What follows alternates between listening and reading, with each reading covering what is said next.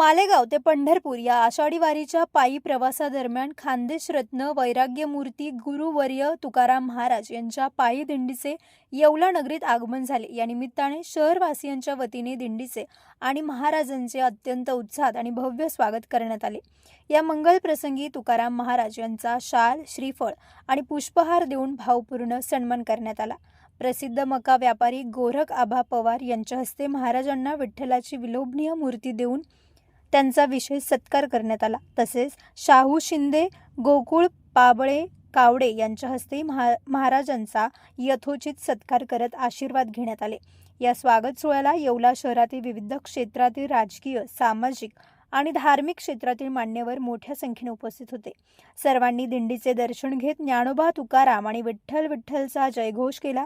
तुकाराम महाराजांच्या दर्शनासाठी भाविकांनी मोठी गर्दी केली होती, ज्यामुळे संपूर्ण येवला नगरी भक्तीच्या रंगात न्हाऊन निघाली होती। स्वागत आटपून दिंडी पुढील प्रवासासाठी मार्गस्थ झाली आहे। Bureau report, Sachin Wakhare, Yeola.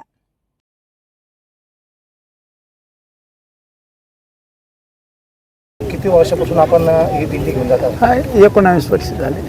19 वर्ष। आणि आता येवल्यातील प्रसिद्ध मक्का व्यापारी हे आपल्या सोबत गेल्या 2 वर्षापासून येत आहेत आणि त्यांना विठ्ठलाची उपमा देऊन म्हणे की बा मी पंढरपूरला चाललो आहे, विठ्ठलाच्या दर्शनाला चाललो, विठ्ठलाला घेऊन चाललो अशी उपमा देतात। काय सांगले हो? त्यांची जशी श्रद्धा असेल जशी भावना असेल। कुठून कधी निघाला? मालेगाव तालुक्यातून खायदा गाव आहे, तसं जेवरून यायचं पहिले माझ्या गावावरून, पण नंतर 5-6 वर्षापासून खायद्यावरून येतो। अच्छा, आता प्रसिद्ध मक्का व्यापारी आपल्या सोबत आहे, कसं वाटतं बाबा तुम्हाला त्यांच्या सोबत राहिल्याने? नाही, आम्हाला तर खूपच आनंद मिळतो ना। ही मंडळी आली पाहिजे ना। नुसता जीवनामध्ये पैसा म्हणजे सर्वस्व आहे असं थोडंच आहे। पैसा तर इथं टाकून जायचा आहे, सोबत येणारं जे आहे ते ही साधना करता येते। आम्हाला तर खूपच आनंद आहे। असं प्रत्येकाने जीवनामध्ये आपलं ध्येय काय आहे, आपण कशा करता इथं आलो, मानव ध्येय कशा करता, याचं सर्वांना कळालं म्हणजे फार चांगली गोष्ट आहे। त्यांना कळालं बिचारा आपलं जे करतोय आपण ते इथं राहणार आहे, आपण आपल्यासोबत येणारी सामुग्री आहे। आमच्याशी ज्या वेळेस प्रसिद्ध मक्का व्यापारी यांनी संपर्क साधला ते म्हटलं की देव पाया गेलो, देव होऊनही आलो, यावर आपण काय बोलाल? मग तेच ना, ज्याची जिनकी रहे भावना जैसी, प्रभू मूर्ती तीन देखे तैसी, ज्या चित्ती जैसा भाव तया जवळी तैसा देव। ज्याच्या अंतर्गत जशी भावना असेल तसं त्याला देव जवळ लांब दिसतो। आणि आता किती दिवसात पोहोचायची आपली? 10 दिवसामध्ये जातो।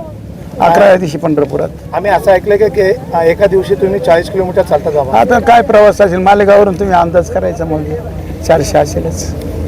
40 ते 60 पण होऊ शकतो? नाही 60 नाही, 50 होतं। 50 हा कधी एखादा मुक्काम असं पाहतो।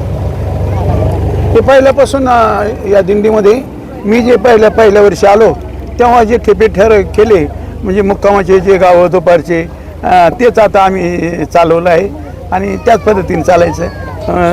10 मुक्काम करायचे आणि लेडीज बरोबर नाही, दिंडीला भिशी नाही, अशा पद्धतीने चालते।